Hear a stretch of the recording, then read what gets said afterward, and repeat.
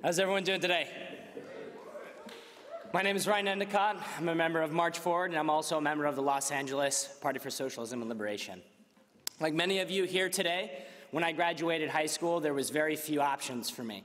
I had no money for higher education, I had no health care, and I could barely afford the basic necessities of life.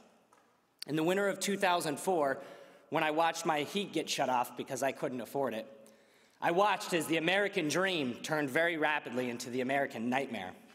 And so in 2004, after the US invaded Iraq, I saw joining the military as an honorable way to get out of my social and economic conditions. However, when I got to the war in Iraq, when I saw the hospitals bombed to the ground, when I witnessed the children screaming as we tore their families apart, and when I saw a country, an entire country, completely devastated by a foreign military occupation, I began to realize that this American nightmare goes much, much further than the freight docks of Washington State. The fact is clear. There is no country on the face of this planet or ever in its history that has invaded, occupied, and maintained the military force of the U.S. empire. The U.S. war machine contains over 900 bases internationally in over 130 countries. Since the Cold War alone, the U.S. has sponsored an overthrow or an attempted overthrow of nearly 50 governments internationally. And consequently, out of $3.796 trillion spent in fiscal year 2012, over $1 trillion went to the military-industrial complex. The U.S. spent over $700 million every single day just on the war in Iraq and Afghanistan. Why is this? Why does the U.S. government take working sisters and brothers like us here today, send us to fight, to kill, and to die fighting working and poor people halfway around the world? And the answer is simple: because it must.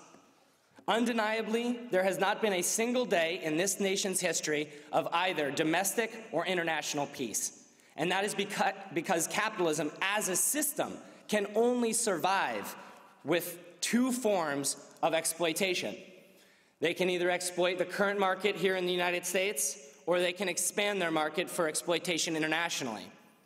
From the slave labor that built this country to the highly exploited immigrant and working poor labor that industrialized it, from the imperialist wars of South America to the imperialist wars in Vietnam, Iraq, and Afghanistan, and Libya, capitalism has only survived as a system because of oppression, genocide, and subjugation. This is the inevitable result of a social and economic system that puts profits before the welfare of human beings. Because capitalism, at its very core ideology, puts the profits of shareholders, business owners, and less than 1% of our population over the lives, the freedom, and the welfare of billions upon billions of people. So while a few hundred billionaires live lives of perpetual vacation in their American dream, the rest of us, we live lives in the American nightmare, day after day: oppression, war, subjugation, genocide. It's for these reasons that we must unite together, sisters and brothers, and we must be clear about our message. We are not here today to find a way to fix a broken system, because capitalism is not broken. We are here today to expose the true nature of capitalism and to organize, unite, and to fight back. For too long, the people have been pushed aside.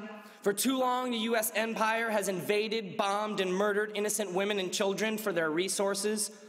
For too long, the super rich have waged a class war against the people as they amass unspendable fortunes of wealth and power. And now it's time for us, sisters and brothers, to wake up from this American nightmare and to smash this backward system. We're here today to make revolutionary change and to put forward a system based on social and economic equality, one that puts the vast wealth created by our workforce into the hands of society. We're here today, sisters and brothers, to fight, and we're here to fight for socialism. Thank you.